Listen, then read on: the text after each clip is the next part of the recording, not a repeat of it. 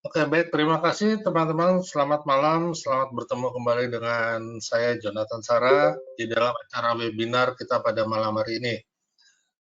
Oke, teman-teman, webinar ini diselenggarakan oleh GIC Trade.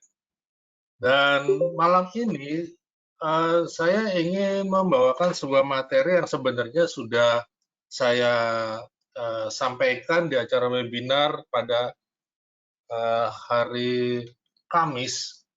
Tapi karena berhubung ada banyak chat permintaan kepada saya untuk mengulangi materi ini, videonya. Oke, teman-teman tolong yang nyalakan videonya tolong dimatikan.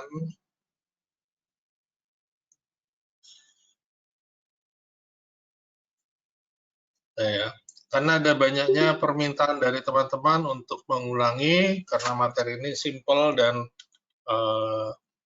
membuat kita trading lebih nyaman, lebih santai, maka malam ini saya akan mengulangi materi ini. Baik, teman-teman, di dalam penyampaian webinar ini adalah tujuannya untuk sebagai edukasi, ya, sebatas edukasi. Rule trading ada banyak pastinya, dan rule yang saya berikan pada malam hari ini bukanlah rule yang terbaik. Pastinya akan ada banyak sekali rule, dan intinya adalah saya ingin sampaikan bahwa setiap rule dapat kita gunakan dengan baik, dengan catatan kita melakukannya dengan disiplin, dengan sabar, menunggu momen pada saat market, ya, market pada saat masuk ke momen trading baru kita lakukan entry. Malam Pak Jo, tolong videonya jangan ditampilin biar nggak kecil. Videonya apakah on?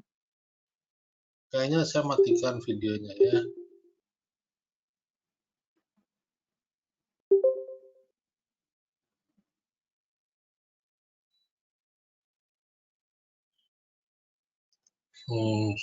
Share my.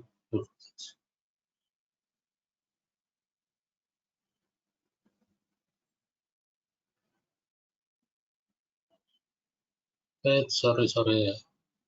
Sebentar ya. Oke, nggak ada kan? Nggak ada tampilan video saya ya?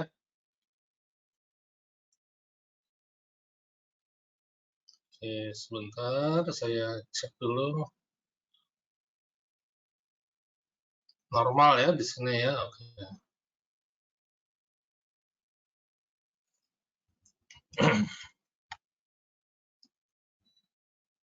Maksudnya mungkin chartnya agak dideret kecil. Oke, saya perbesar.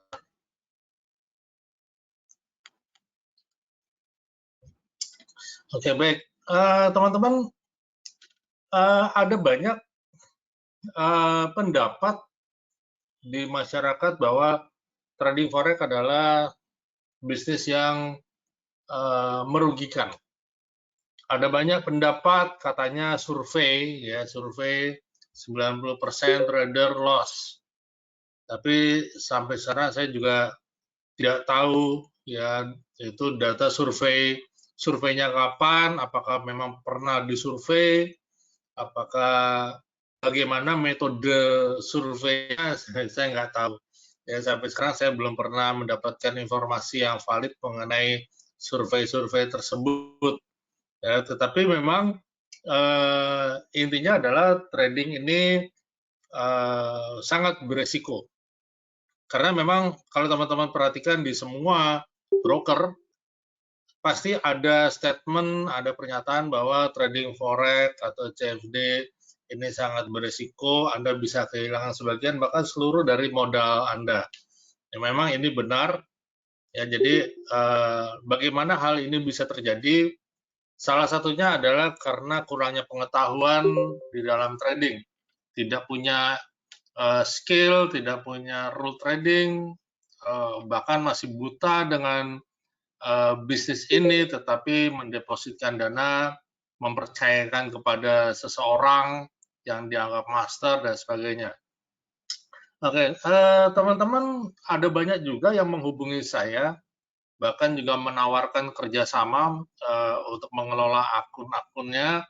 Dan mohon maaf, saya tidak membuka layanan semacam memanage account atau kerjasama memanage account dan sebagainya. Ya, jadi memang saya di sini lebih berfokus kepada edukasinya saja. Ya, karena memang saya lebih senang ada banyak orang berhasil dengan mandiri. Nanti intinya adalah kalau saudara sudah bisa trading atau sudah bisa melakukan transaksi sendiri dengan baik, pastinya ini akan lebih bermanfaat buat Anda semuanya. Ya, nah, baik teman-teman, sebelum memulai saya hendak menyapa terlebih dahulu teman-teman yang sudah hadir di dalam webinar ini.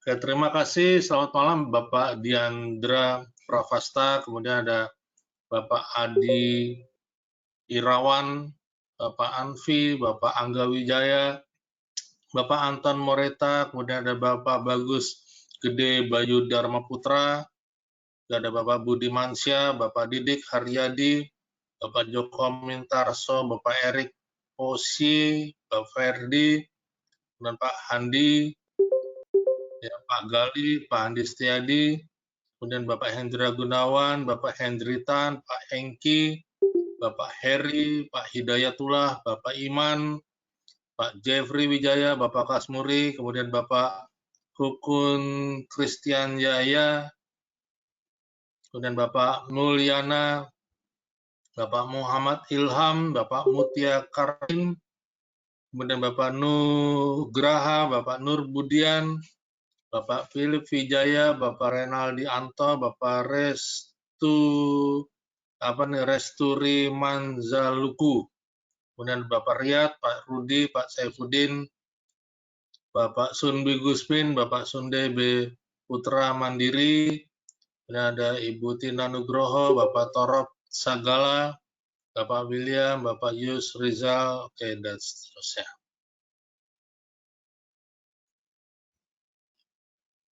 Nanti di malam Pak jadi unmute untuk longis. Oke, teman-teman, GIC Trade ini adalah platform trading, bukan broker tapi platform. Ya, jadi webinar ini diselenggarakan oleh GIC Trade. GIC Trade adalah mitra dari sebuah broker lokal yaitu Trijaya. GIC Trade adalah platform saja. Platform ini teman-teman ada dua pilihan, mau jadi trader atau mau menjadi market maker atau bahasanya bandar gitu ya. Market maker ini Anda depositkan sejumlah dana, ada syarat ketentuannya, nanti akan dijelaskan oleh admin dari GIC. Intinya adalah kita menjadi bandar, kita menjadi market maker. Kalau ada orang trading di GIC Trade, kemudian dia katakanlah entry buy 0,1 lot misalnya ya, buy pound sterling 0,1. Di akun kita sebagai market maker nanti akan terbuka posisi yang berlawanan yaitu sell tetapi bukan 0,1 tetapi 0,000 sekian. Artinya adalah gini, besarannya lot tergantung atau sebanding dengan jumlah dana yang Anda depositkan. Misalnya dana market maker keseluruhannya misalnya katakanlah 10 miliar misalnya. Kemudian Anda mendepositkan dana sebesar 100 juta. Jadi itu berarti semua order yang ditampung oleh market maker yang jumlahnya adalah 10 miliar, katakanlah 0, atau 1 lot misalnya, maka Anda kebagian sebesar 100 juta per 10 miliar, berarti 0,1-nya dari lot size yang dibuka. Ya, berarti kalau Anda ada yang entry 0,1 atau ada yang entry satu lot, misalnya buy satu lot pound sterling, maka di account Anda akan terbuka sell 0,000 sekian lot. Ya, jadi memang konsepnya adalah secara keseluruhan lebih banyak trader yang mengalami kerugian. Jadi kalau ada yang melakukan cut loss, maka di account Anda menjadi profit. Ada yang melakukan take profit, maka di akun Anda menjadi cut loss. Tetapi secara keseluruhan keseluruhan nominalnya itu akan rata-rata pada umumnya adalah menjadi profit karena sebagian besar trader lebih banyak mengalami loss-nya. Jadi kalau misalnya semua trader, ribuan trader yang ada di GIC Trade, ada yang nge-buy, ada yang nge-sell di satu pair bahkan, misalnya pound sterling sama-sama pound, ada yang nge-buy, ada yang nge-sell. Yang nge-buy di akun Anda nge-sell, yang trader sell di akun Anda nge-buy. Tapi nominal lot size-nya 0,0000 sekian. Dan floating-nya tidak terlalu besar, jadi sudah dirancang sedemikian rupa sehingga floating berkisar 5%, 10%, tidak besar kok ya. Tapi kalau secara umum trader banyak mengalami cut loss, maka open order di account sebagai market maker Anda lebih banyak terjadinya adalah take profit. Oke, nanti teman-teman silakan kalau mau ada pertanyaan mengenai GIC Trade bisa menghubungi saya, dikasih nomornya. Ini nomor WA dan Telegram 0811 878 2324, dan juga nanti di akhir dari sesi ini akan ada penjelasan dari admin dari GIC karena kita ada kontes, ada demo atau kontes trading di GIC Trade yang bisa Anda ikuti semuanya. Ini kontes demo dan ada hadiahnya. Syarat ketentuannya nanti akan dijelaskan oleh admin di akhir dari sesi webinar ini. Oke, teman-teman, sebelum mulai juga saya akan memperkenalkan diri terlebih dahulu buat teman-teman yang mungkin belum mengenal. Nama saya Jonathan Sara, saya adalah trader yang aktif sebagai full-time trader dari 2010 sampai sekarang, artinya sudah menjalani sebagai full-time semenjak 2010, berarti sudah 10 tahun. Sebenarnya saya sudah belajar, saya sudah trading dari tahun 2004. Ya, trading bukan putus nyambung, tapi ini terus sebagai bekerja sebagai marketing, broker, juga trader, tapi saya juga ada bisnis juga sambil berjalan. Di dalam menjalankan bisnis, saya tetap aktif di dalam trading sampai di 2010 perusahaan saya tutup dan 2010 sampai sekarang saya aktif sebagai trader. Nah, pertanyaannya adalah apakah kita sebagai full-time trader bisa menghasilkan, apakah trader ini bisa diandalkan, kemudian apakah bisa untuk menghidupi keluarga, istri, dan anak-anak, segala kebutuhannya, ya semuanya tentu saja saya ingin katakan bahwa itu bisa, karena memang saya menjalaninya. Ya, perusahaan sendiri atau kerja sama orang lain? Perusahaannya ini kerjasama. Ya, bikin PT kerjasama dengan orang, dengan ada pemodal, kemudian saya menjalankan PT tersebut. Jadi ada kepemilikan sahamnya juga. Oke, baik, teman-teman, malam ini saya mau share tentang sebuah rule trading seperti tampilan di chart Anda. Bagaimana trading yang simple, mudah-mudahan materi malam ini membantu di dalam teman-teman trading. Oke, ini adalah indikator Bollinger Band. Tolong suaranya di mute.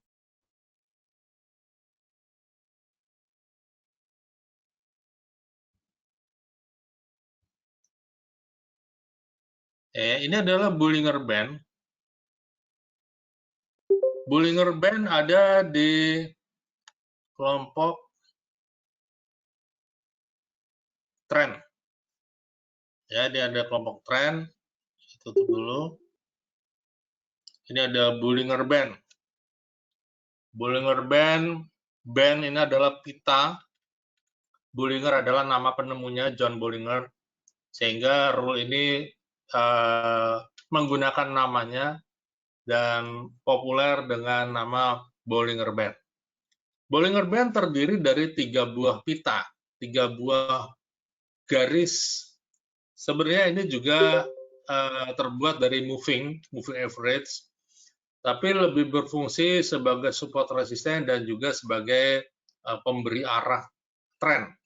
Ya, nah Bollinger Band ini terdiri dari 3 pita. Yang pertama adalah top BB atau pita Bollinger bagian atas.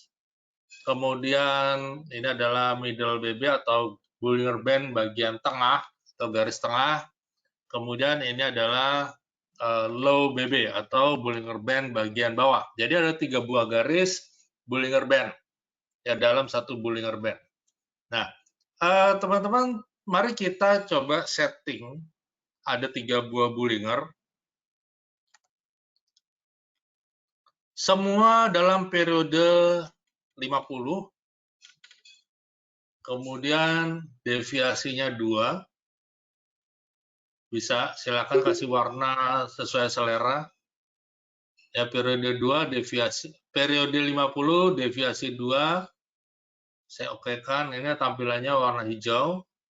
Kemudian ini warna orange, ini periodenya 50 deviasi 3. Kemudian yang warna kuning, ini tetap periode 50 deviasi 4. Oke, saya ulang satu-satu. Ini saya hapus semuanya. Oke, cara bikinnya Bollinger Band, klik. Periode 50 deviasi 2, saya kasih warna hijau, tampil seperti ini. Kemudian diklik lagi.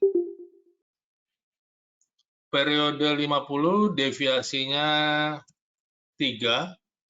Saya kasih warna yang lain, katakanlah biru misalnya.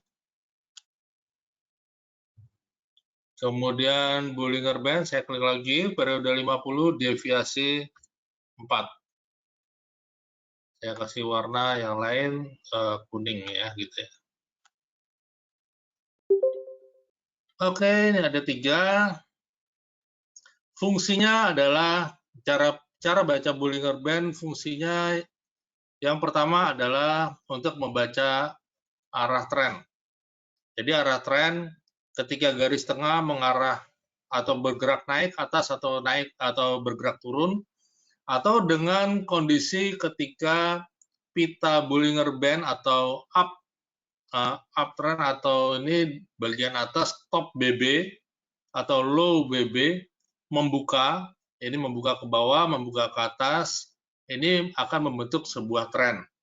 Tetapi kalau Bollinger Band-nya mengecil, range-nya mengecil seperti ini dan datar, berarti tidak ada tren. Cenderungnya sideways atau bolak-balik. Ya, kalau kita perkecil seperti ini akan bolak-balik atau saya kecilkan. Oke, sekarang teman-teman bisa perhatikan kondisi kecil seperti ini. Ini adalah no trend, kemudian dia membuka. Yang low BB terbuka ke bawah, top BB terbuka ke atas, dan mid BB atau garis tengah mengarahnya ke atas. Ini adalah uptrend. Ya, uptrend, terus trend, dan kemudian ketika BB-nya mengecil, berbalik dan membuat range yang mengecil, ini ke bawah, kemudian ini ke atas, dan semakin mengecil seperti ini, maka ini membuat kondisi no trend. Ya, menyempit seperti ini juga no trend. Ya, tapi kalau melebar biasanya ada trend. Oke ya, sampai sini ini gambaran BB secara singkat dan mudah, sebenarnya tidak terlalu sulit. Kemudian saya tampilkan stokastik. Stokastik ada di kelompok osilator. Ini stokastik osilator. Ini ada settingan khusus. Settingannya adalah 14, 3, 3. Sementara kalau settingan defaultnya adalah 5, 3, 3. Ya, 5, 3, 3, saya ganti 14, 3, 3 untuk mendapatkan periode yang agak lebih panjang. Jadi tampilan seperti ini, jangan lupa dikasih garis horizontal 80 dan 20. Gunanya stokastik adalah untuk membaca tren dan juga untuk mendeteksi market, apakah market sudah dalam kondisi overbought atau oversold. Ini penting sekali karena biasanya kondisi overbought dan oversold ini membuat harga cenderung akan terjadi reversal.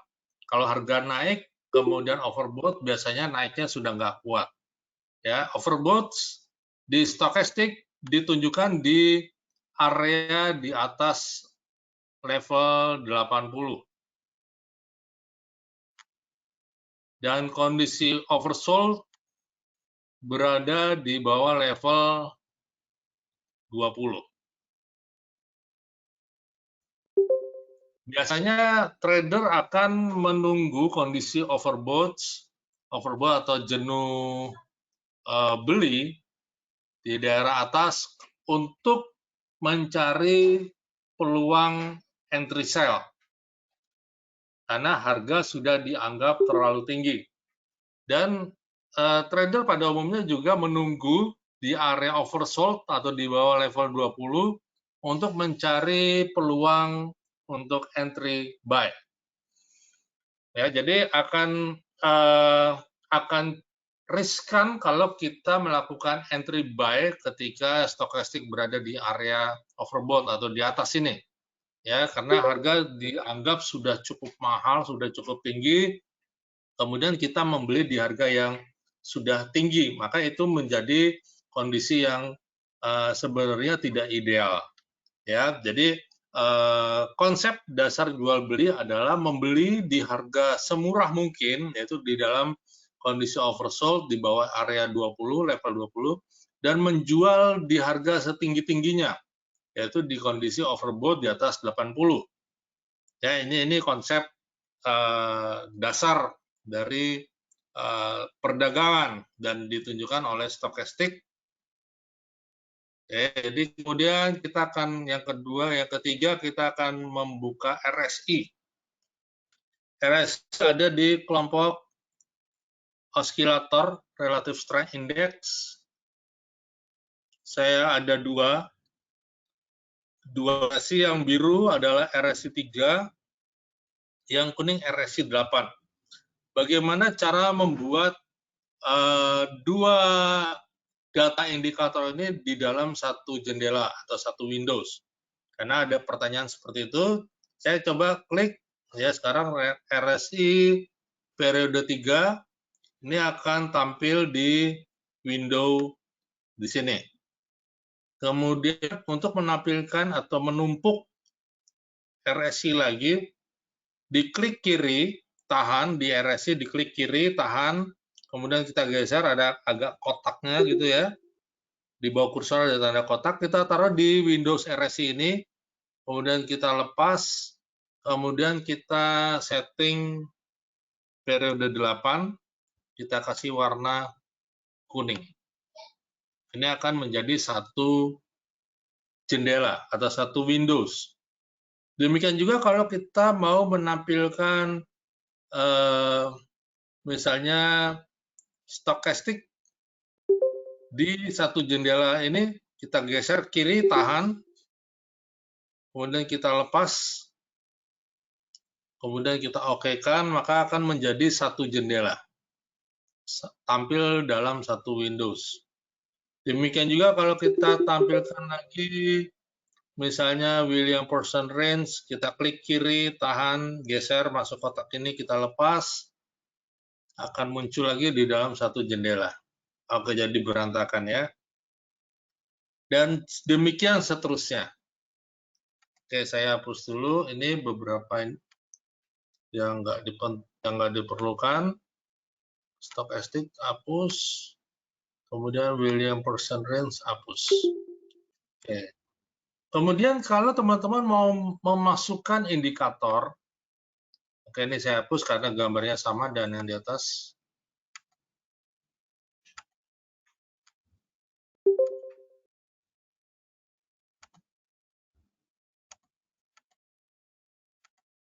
Oh, nggak mau.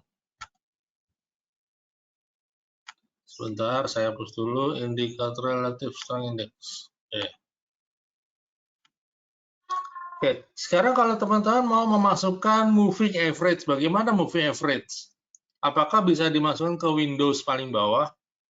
Kita coba moving average, ini klik kiri, kemudian geser, tahan. Kalau kita masukkan ke Windows di sini, ya, kalau diklik tetap tidak bisa, karena tetap akan masuk ke Windows atau di gambar chart utamanya.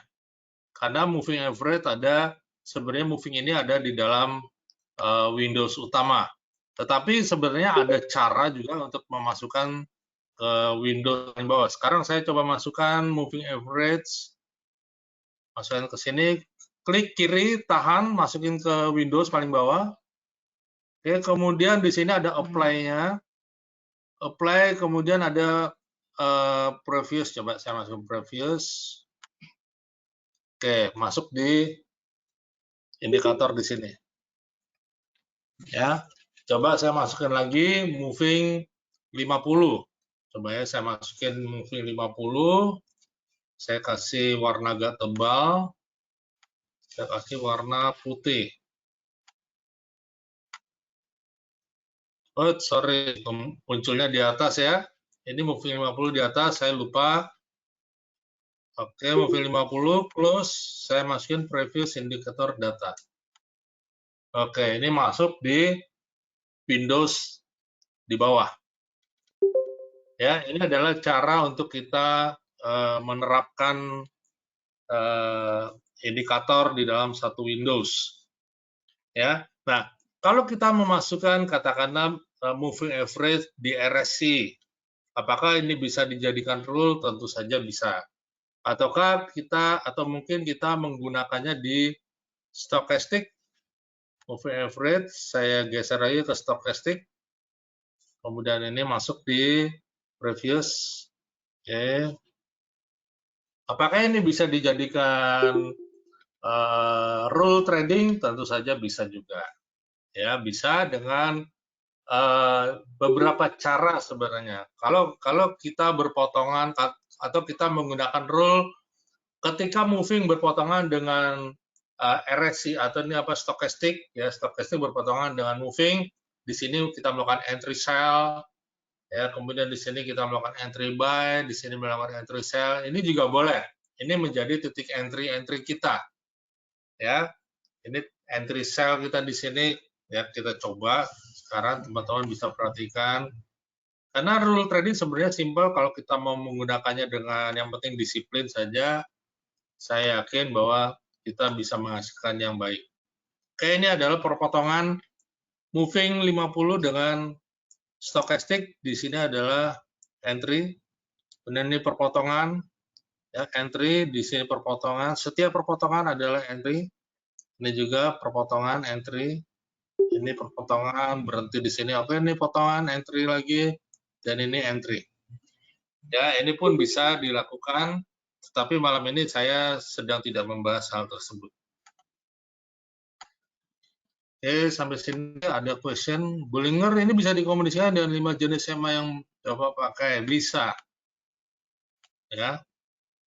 Berarti pengalamannya sama kurang lebih dengan Pak Suci, ya.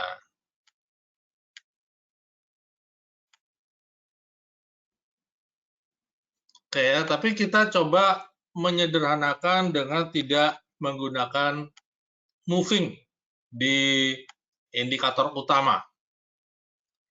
Intinya adalah ini hanya sebagai atau sebatas edukasi. sebagai alternatif, ya mungkin teman-teman kalau merasa cocok dengan rule ini bisa dijadikan sebagai rule trading. Tapi kalau tidak cocok, ya berarti tidak bisa digunakan. Bebas ya. Jadi ini sebagai opsi-opsi saja untuk mendapatkan rule trading yang cocok buat kita masing-masing. Oke, ini saya hapus. Oke, sekarang ketentuannya. Di mana kita entry. Kita gunakan time frame M30 atau di H1 boleh. Ya, katakanlah kita di H1 atau di M30. Saya perkecil dulu, ini apa sih? Eurobond. Oke, saya perbesar gambarnya.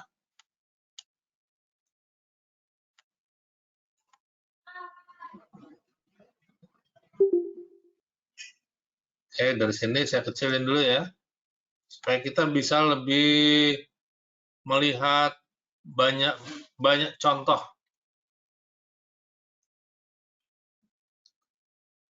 Rule yang pertama.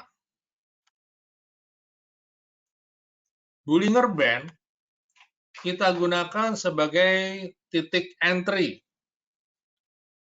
Ini adalah Bollinger Band pertama yang hijau, kemudian biru, Bollinger Band yang kedua, dan kuning Bollinger Band yang ketiga. Ini bisa ganti warna nggak sih? Spotlight. Oke, di H4 cocok, dimanapun juga cocok. Tapi ini lebih, saran saya gunakanlah di M30 di H1. Karena akan lebih banyak kesempatan di dalam entry. Ya, karena juga target juga nggak panjang-panjang. Oke, ini entry pertama atau peluang entry adalah di garis-garis Bollinger, di top BB atau di low BB. Bisa di BB pertama, di kedua, atau yang ketiga. Itu syaratnya. Kalau menembus di BB1, maka entry kedua adalah di BB yang kedua. Ini adalah syarat penempatan entry, bukan di tengah. Ya, entry hanya berada di level-level BB. Oke, dan ini adalah kondisi BB sideway atau bolak-balik datar.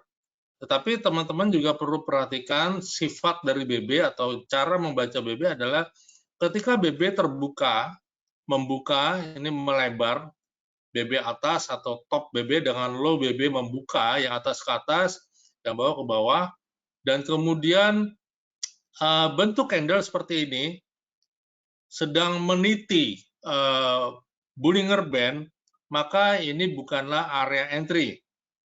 Ya, entry yang tidak kita rekomendasi adalah ketika candle besar, ada satu candle besar menembus BB, langsung dari BB1 ke BB2.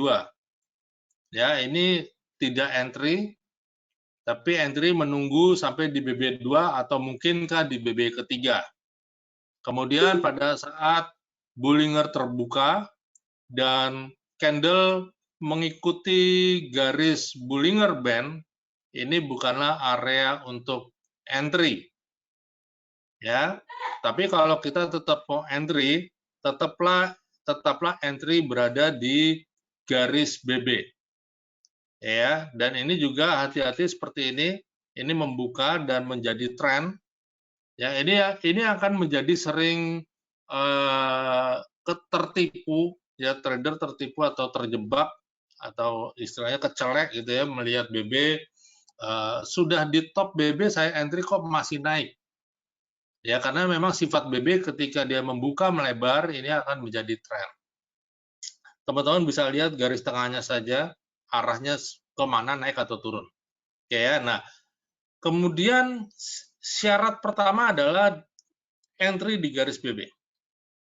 Yang kedua, syarat kedua adalah stokastik berada di area 80. Seperti ini, area di 80, ini adalah syarat kedua. Dan harus memenuhi syarat. Kalau satu saja tidak memenuhi syarat, berarti no entry. Maksudnya kalau di BB1 maka boleh atau tidak untuk entry? Boleh, tetapi dengan catatan ada syarat yang harus dipenuhi, yaitu saya jelaskan pertama syarat stokastiknya.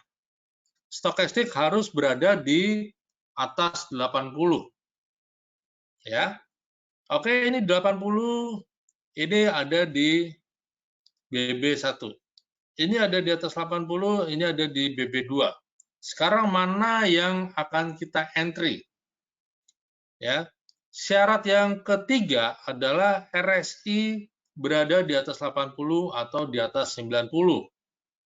Berarti syarat ini akan terpenuhi di titik ini. Ya, ini RSI berada di atas 80 ya, dan stokastik di atas 80 tetapi RSI tidak di atas 80. Maka stokastik ini tidak memenuhi syarat untuk di entry. Karena ini juga tidak ada di garis top BB atau low BB. Kemudian titik ini stokastik berada di atas 80, yang ini. Ya, ini di atas 80 dan RSI di atas 80 dan 90. RSI 3 di atas 90, RSI 8 di atas 80. Oke, salah satu ini dan ini cukup memenuhi syarat, dan di sini candle berada di BB2 dan ini adalah entry untuk sell. Ya, entry sell ini syarat terpenuhi. Oke, saya akan bikin coretan di sini.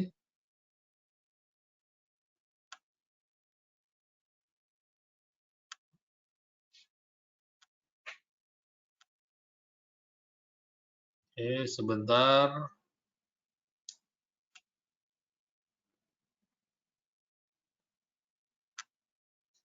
Oh, warnanya hitam.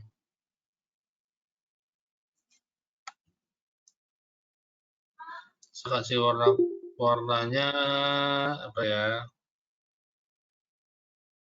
Kuning. Oke, ini adalah memenuhi karena ada di BB2. Kemudian ini stokastiknya ada di atas 80 dan RSI ada di atas 80 dan 90. Ya, kalau kita buat satu garis, oke, ini memenuhi ya. Oke. Nah, sekarang kita lihat lagi contoh-contoh yang lain. Yang ini tidak memenuhi dan ada beberapa titik. Ini ada titik, dan kemudian ada beberapa titik di sini. Oke, di sini ada kondisi stokastik berada di bawah level 20.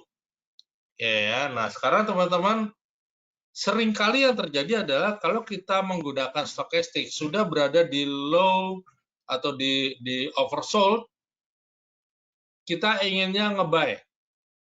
Tetapi kalau kita perhatikan, seringkali sudah buy dan stokastik keriting di bawah.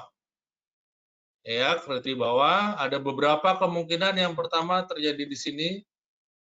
Di sini belum. Oke, selama di sini kalau kita tarik garis ke bawah, ya, ini adalah batasan. Berarti ada titik di sini, dan ada beberapa titik lagi di sini, dan di sini.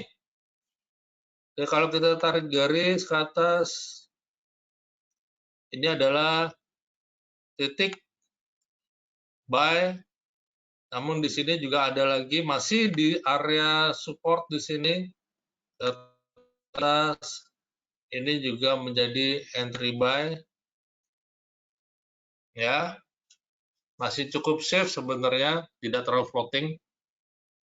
Sekarang kita perhatikan lagi, ini ada kondisi RSI berada di atas dan ada beberapa titik RSI di atas 80.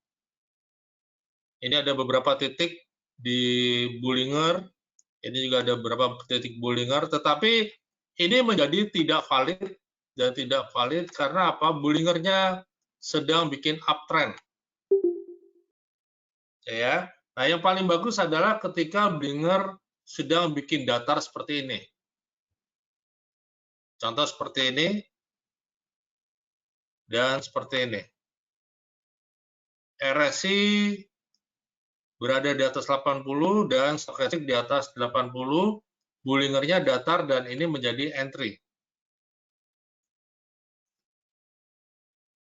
Ya, dan ini juga kecenderungannya juga datar. Ini ada kondisi-kondisi yang stokastik di atas dan di sini ada kondisi overbought dan ini adalah entry. Oke, saya coba lihat positionnya. Maksudnya kalau di BB1 maka boleh atau enggak di entry? Boleh. Yang penting di stokastik dan di RSI-nya memenuhi syarat. Oke, sekarang kita lihat pair yang lain. Contoh sekarang gold.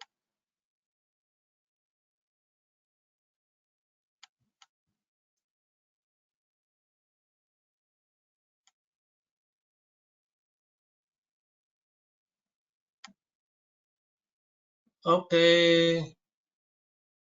gold hari ini banyak mengalami penurunan, tetapi semua berada di garis B semua. Ya, nah, jadi yang perlu teman-teman perhatikan atau perlu kita lihat di kondisi market adalah ketika harga berada di area atau di garis BB seperti ini, maka kita yang perlu waspada adalah pembalikan di RSI atau pembalikan arah di stokastik. Karena biar bagaimanapun, kalau kita melakukan entry sell di dalam kondisi seperti ini sangat beresiko karena stokastik dan RSI menunjukkan oversold. Ya, jadi harga turun di dalam kondisi oversold itu akan sangat berisiko terjadi rebound, ya rebound untuk terjadi naik lagi. Ya, ini akan perlu teman-teman perhatikan. Kecuali harga turun, tetapi kondisi stokastik dan kondisi RSI berada di atas, ya ketika masih dalam kondisi overbought dan turun. Tetapi kalau sudah dua-duanya menunjukkan kondisi oversold, walaupun turun Anda mau entry sell, ini akan sangat berisiko. Ya, ini akan resikonya adalah terjadi bouncing, reversal atau pergerakan mendadak satu candle naik seperti yang ditunjukkan yang sedang running sekarang. Nah, sekarang jadi bagaimana kita menyikapinya? Kita tetap kembali ke rule-nya. Setiap kita melihat stokastik berada di atas, kita mencari peluang entry sell. Ya, kita bahas dulu stokastik dulu. Ini adalah peluang-peluang untuk entry sell, dan ini adalah peluang entry buy, peluang, baru peluang ya, kita akan cari dulu konfirmasinya. Oke, kemudian di sini ada RSI. Oke, ini RSI 1, apa confirm? Confirm atau tidaknya adalah kembali ke Bollinger. Ya, Bollingernya apakah harganya berada di Bollinger atau tidak. Ini sudah confirm tetapi harga tidak di top BB, berarti ini no entry. Yang entry adalah ini sudah oke, ini juga sudah oke, dan harga berada di top BB. Ya, top BB ini adalah entry kita. Oke, saya coba lihat lagi di pair. Atau boleh silakan teman-teman kalau ada pertanyaan. Nggak ada. Oke, nah teman-teman, rule ini lebih ditujukan kepada trader yang day trade. Ya, day trade menggunakan H1 atau M30. Dan ini bisa kita gunakan untuk semua pair. Ideal di TF berapa, saran saya ini digunakan di M30 atau di H1. Bahkan di M15 juga bisa. Ya, saran saya paling kecil di M15, jangan gunakan M5. M5 kalau kita gunakan ada banyak kesempatan untuk entry, tetapi bisa juga false signal atau sinyal palsu. Dan kalau teman-teman masih mau menggunakan di M5, catatannya adalah teman-teman siap untuk meng-cut loss. Kalau memang salah, cepat action, ambil TP sedikit, ini lotnya akan cukup aktif ya buat teman-teman yang mungkin sebagai marketing kan kebanyakan menginginkannya adalah lotnya banyak. Ya bisa gunakan settingan indikator, bisa menggunakan time frame M15 ya. Dan bisa digunakan di banyak pair, makanya tadi saya menampilkannya ada banyak pair. Saya bisa tampilkan di 4 window sekaligus untuk di manakah Bollinger ini atau di manakah harga, apakah sampai di area top BB atau di low BB. Ya, sampai kalau kita melihat contoh seperti ini Aussie Kanada. Aussie Kanada sekarang ada di top BB. Top BB kedua, stokastik ada di area upper dan RSI ada di area upper. Oke, saya sebentar. Saya buka chart saya dulu. Apa nih? Aussie Kanada karena saya juga mau entry.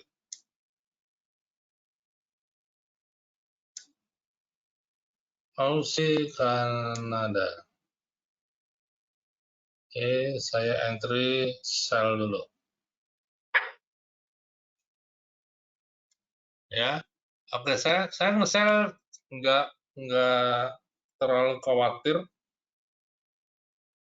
karena memang ini akan membuat ini kita lebih nyaman kok kita gunakan ini ya. Sebentar, dalam A1. Oke, di A1 apakah BB1 kita bisa entry? Bisa. Oke, kita lihat Aussie Kanada ya.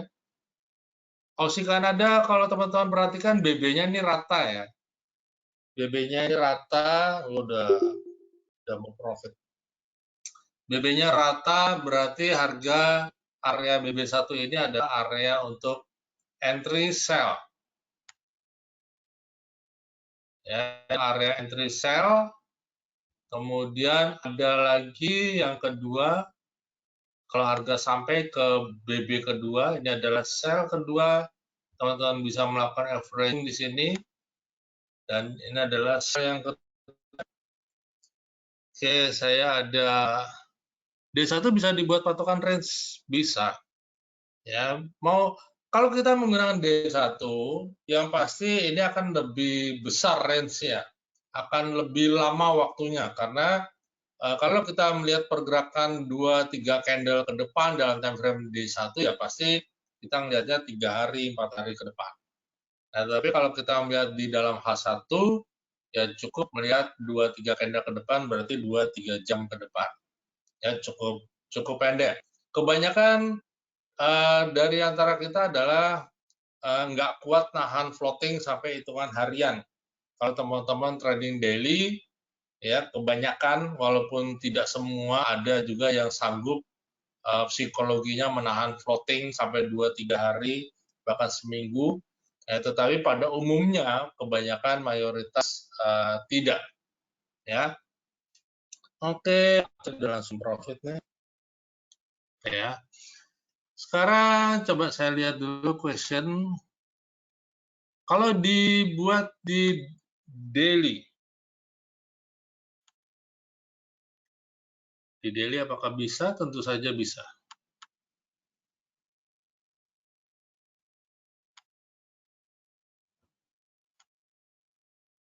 Oke ya, ini bisa. Contoh.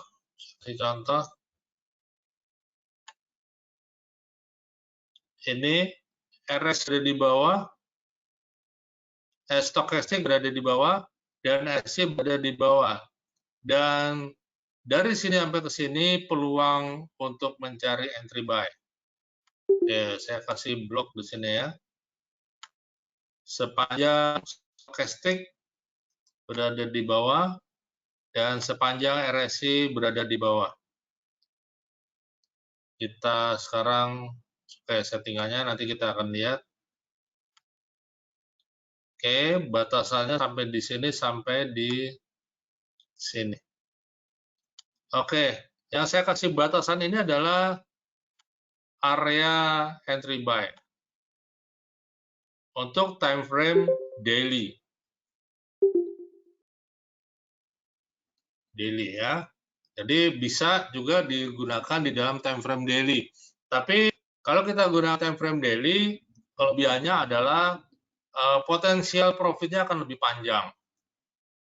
Ya, ini 180 poin, 180 pip atau 1.800 poin, bahkan sampai seperti ini ya. Oke, sekarang kita dulu settingannya, karena ada pertanyaan yang mungkin masih terlambat datang atau baru bergabung.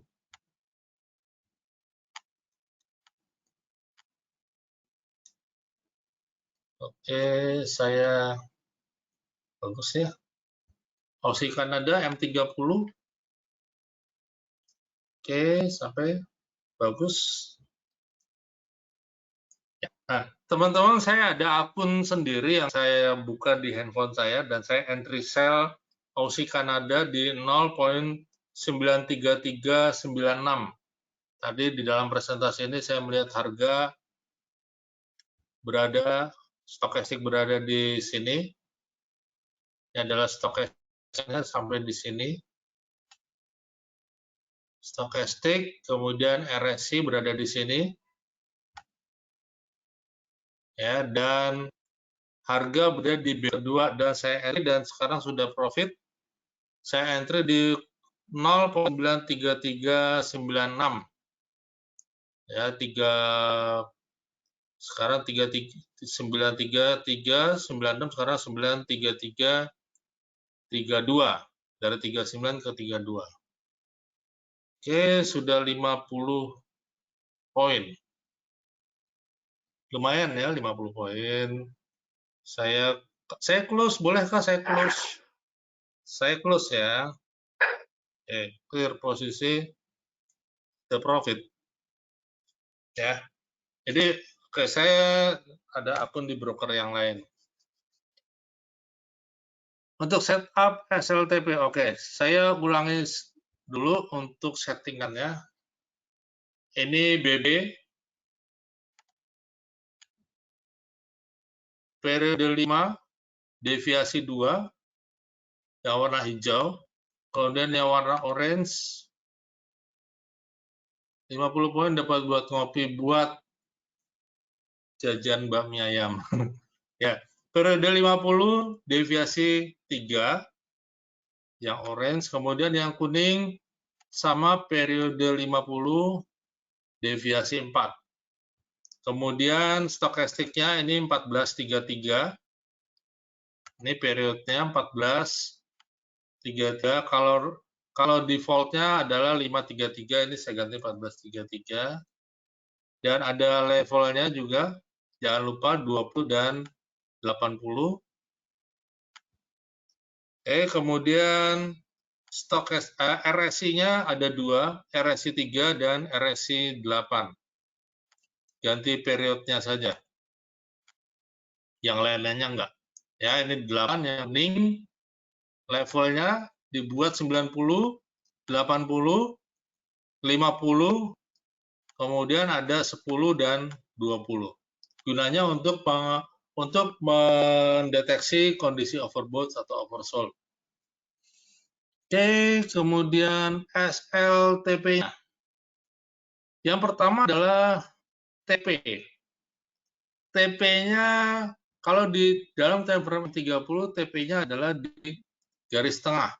Kalau tadi kita entry di B kedua, TP-nya paling rendah di sini. Ya, di garis tengah. Oke, yang kedua bagaimana SL-nya. SL-nya sebenarnya ya teman-teman, SL-nya ini gini. Kalau kita kondisinya 2 saja, RSI sudah di atas dan stok serta BB-nya datar, bukan tren ya, datar. Kita entry di Bollinger kedua saja. TP-nya, SL-nya sebenarnya jarang sekali saya pasang SL karena biasanya arahnya sudah putih RSI dan stokastik. Biasanya tinggal TP saja. Tetapi kalau kita tetap menggunakan SL, takutnya adalah kalau tiba-tiba terjadi tren ya, atau pembalikan arah dari tren, SL-nya adalah di BB di atasnya. Kalau SL pasang entry di BB yang kedua, maka SL-nya adalah di BB yang ketiga. BB terluar. Kalau kita entry BB yang pertama, saya garis dulu.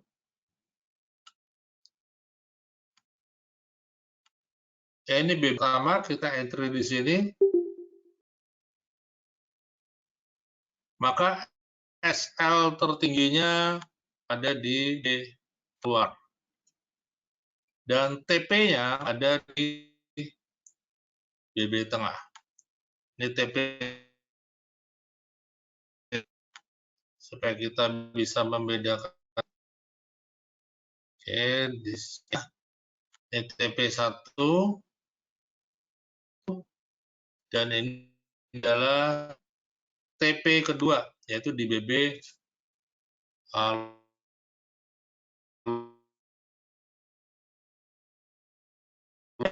main atau scalping bisa juga. Oke, saya hapus dulu. Ada pertanyaan? Oke, 50 poin ngopi nggak apa-apa. Karena seberapapun kita profit ya kita syukuri. Dikit-dikit kita kumpulkan. Yang penting pada akhir daripada sesi trading saya, biasanya saya menggunakan time frame monthly atau sesi trading saya adalah berakhir di akhir bulan. Dan saya akan melakukan withdraw di akhir atau di awal bulan. Setiap bulan rutin. Ya, setiap bulan rutin saya withdraw untuk mencukupi kebutuhan rumah tangga saya. Untuk bayar sekolah, apalagi ini kan mau tahun ajaran baru, ya anak saya masuk SMP, daftar baru lagi, ya SPP juga pada naik, rata-rata naik 5-10% semua, anak saya 3. Jadi intinya ya memang ini adalah sesuatu yang bisa kita jadikan sebagai sumber income. Ini ada recordnya, ada. Ya, di record nanti akan di-share melalui GIC Trade. Oke, jadi teman-teman intinya adalah begini. Ya. OP saat stokastik bersilat tanpa lihat RSI, nggak bisa. Tetap RSI-nya harus dilihat. Ya. Di-upload di YouTube atau tidak, oke, nanti ditanyakan ke admin dari GIC, habis ini nanti akan dijelaskan oleh admin dari GIC. Ya. Oke, jadi intinya adalah seperti judul dari webinar ini, ya. Ada banyak orang trading bukannya menghasilkan, tapi justru menghilangkan tabungan, dan menghilangkan duit kita, tabungan kita, MC, ya. Ada orang yang menganggap trading ini satu hal yang sangat tidak menyenangkan, apalagi ada trauma yang tidak baik. Ya, tetapi ya itu sudah saya alami dan sudah saya jalani. Dan saya membuat ini menjadi sesuatu yang menyenangkan. Kalau teman-teman kalau trading 20 entry saja, 20 entry dan semuanya biru, senang nggak?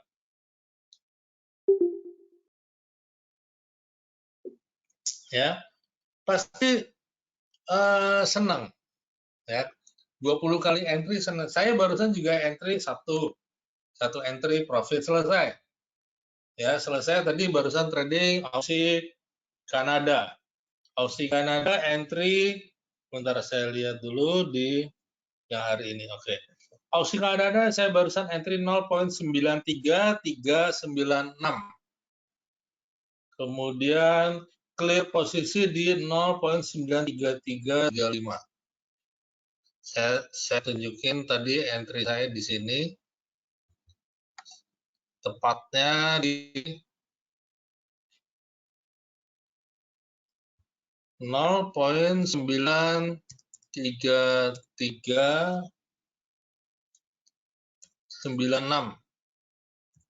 Oke, ini adalah entry sell saya tadi barusan.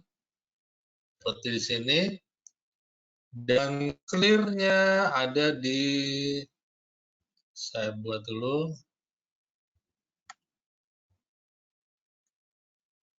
Berapa? 0.93335. Oke, ini yang barusan entry. Oh, main pendek kalau lihat di H1 bagaimana sih? Nih, H1-nya. Oke, ya. Stokastik di atas, RSI ada di atas, kemudian candle berada di top BB.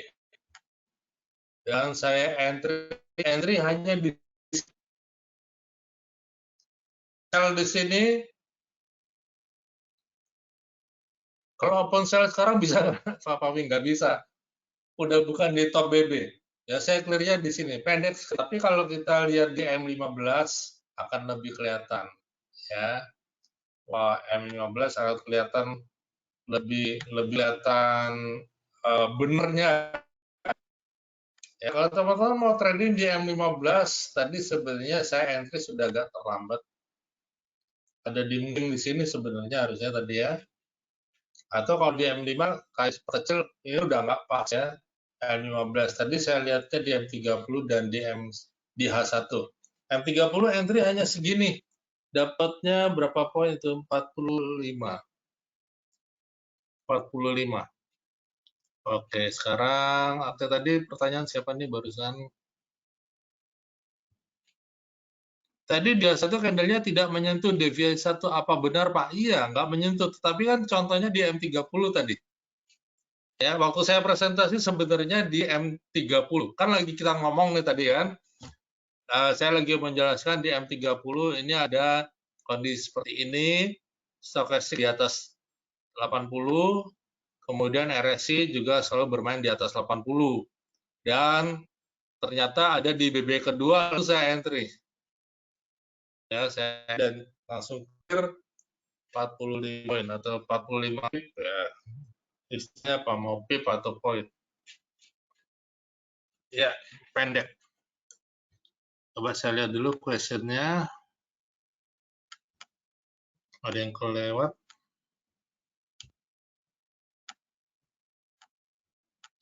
Oke, ini pertanyaan Bapak.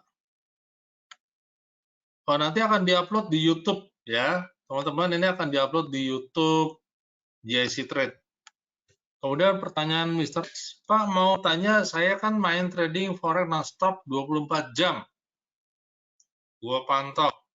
Tapi kalau pas market mau tutup, pas di Jumat jam 2 atau jam 3, tiba-tiba market naik itu gimana?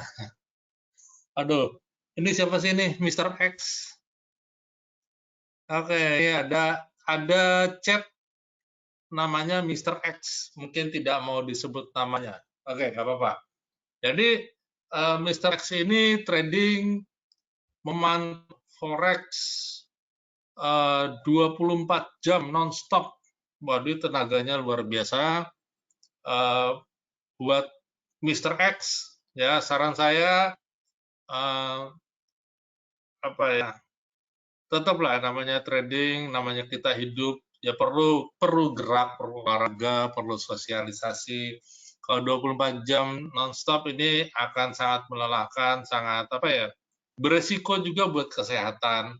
Ya kesehatan nomor satu lah gitu ya. Apalagi kalau Mr. X ini misalnya sudah berkeluarga, pastinya nggak bisa 24 jam. Kecuali masih single ya, memantau 24 jam. Tapi kemudian yang jadi pertanyaan adalah pas tutup di hari Jumat jam 2 atau jam 3 malam menjelang close market, tiba-tiba market naik, itu gimana? Ya gimana namanya market? Ya market emang bisa naik bisa turun. Ya, jadi saya tidak terlalu menyarankan teman-teman trading di antara tengah malam jam 12 sampai jam 5 atau jam 6 pagi. Ya, saya tidak terlalu menyarankan karena ya ini waktunya kita istirahat, waktunya kita tidur. 24 jam itu bukan berarti kita harus pantengin selama 24 jam. Ya, kita perlu waktu istirahat, perlu waktu makan, tidur, bersosialisasi dengan keluarga, dengan teman dan sebagainya. Dan kedua, kalau di jam 12 malam sampai jam 6 pagi, biasanya spread pada melar, pada umumnya lebih besar. Dan yang ketiga, pada umumnya pergerakan market santai, sideway, lebih cenderung ke sideway. Ini akan melelahkan karena tren yang nggak jelas, pergerakannya lambat, tetapi kita trading di jam di mana kita sebenarnya tubuh kita membutuhkan istirahat. Ya, jadi ini tidak sehat juga. Ya. Apalagi kalau kemudian terpaksa kita floating kemudian close market Sabtu Minggu ada posisi terbang. Ya, saya juga tidak terlalu menyarankan Anda punya posisi terbuka di hari Sabtu dan Minggu. Supaya apa? Yang pertama, menghindari terjadinya gap. Itu akan beresiko terhadap akun kita. Yang kedua, untuk membuat kita supaya lebih refresh dari Sabtu Minggu, nggak mikirin market. Ya. Yang ketiga, supaya ketika Senin kita berhadapan lagi dengan market, kita lebih fresh. Psikologi market kita, pikiran kita lebih tenang, lebih fresh.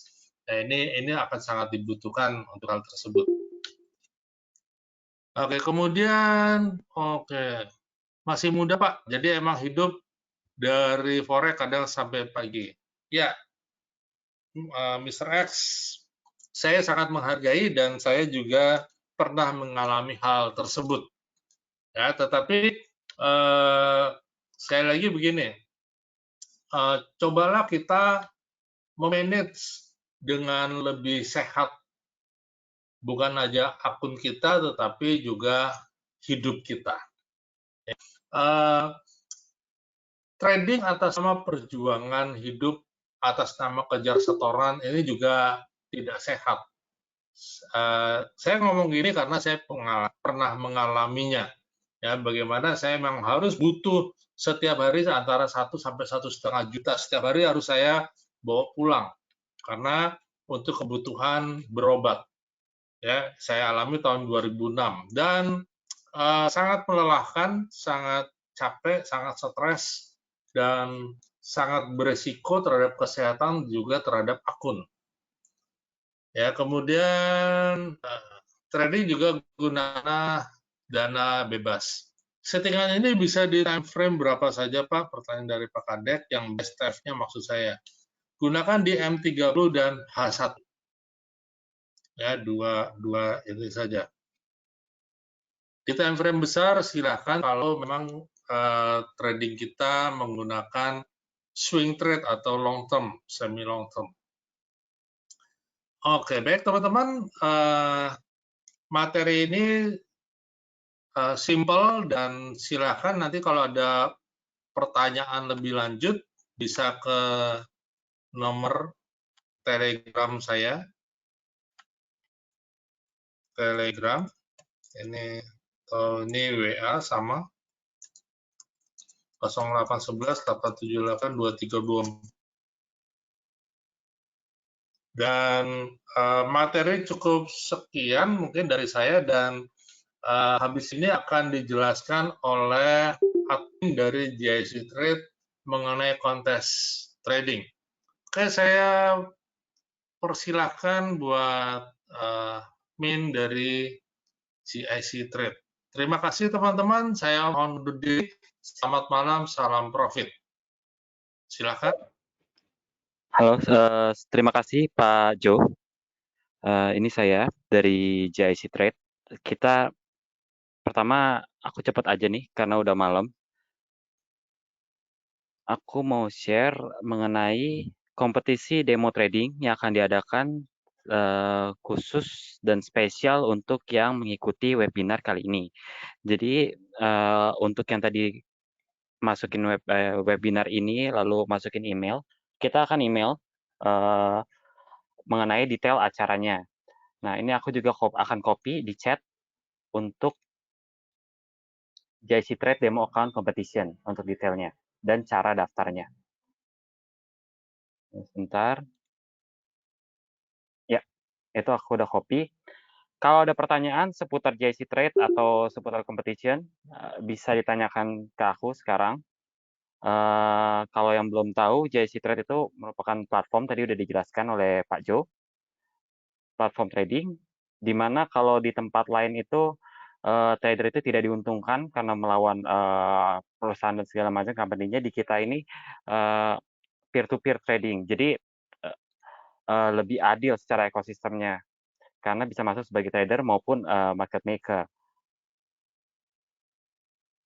Itu aja dari aku. Bagi yang mau daftar dan segala macam, bisa langsung di WhatsApp untuk nomor 0817 0095 888. Itu untuk nomor customer service kita di sini. Saya tadi tidak memasukkan email. Bagaimana ya Pak?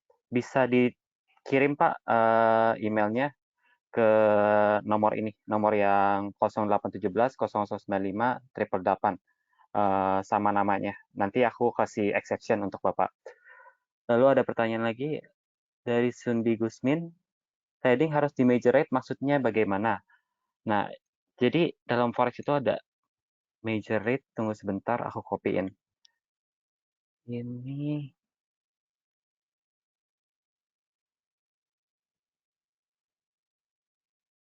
ya, aku udah jawab di chat untuk Pak Sunbi. Jadi untuk tradingnya itu di major rate saja berlakunya. Ada pertanyaan lagi? Bagi yang tadi terlewat, masuk tengah-tengah atau segala macam, replay webinar ini akan aku upload besok di channel YouTube kita. Aku akan kasih linknya sebentar.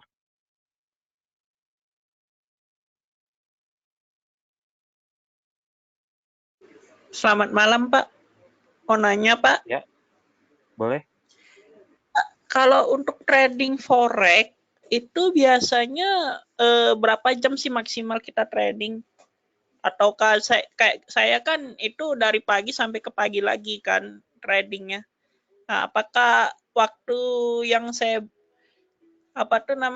sangat efisien waktu yang saya gunakan kayak gitu? Tadi sih ini Mr. X ya. Nah, kalau sesuai aku Ya, yang tadi betul, Pak. dari Pak Jo sih, aku setuju sih sama yang jawaban Pak Jo ya. Jadi kayak kita trading untuk hidup bukan untuk trading.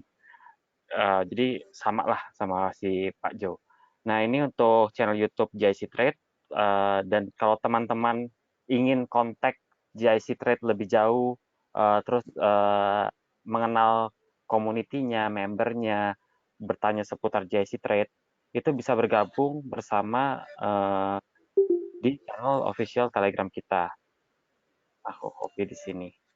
Ya, itu aja dari aku. Untuk minggu depan ditunggu kehadiran teman-teman karena kita akan berjumpa lagi di webinar minggu depan di jam yang sama. Nanti untuk linknya akan dibagikan pada teman-teman yang sudah masukin email ke kita. Gitu. Terima kasih. Selamat malam.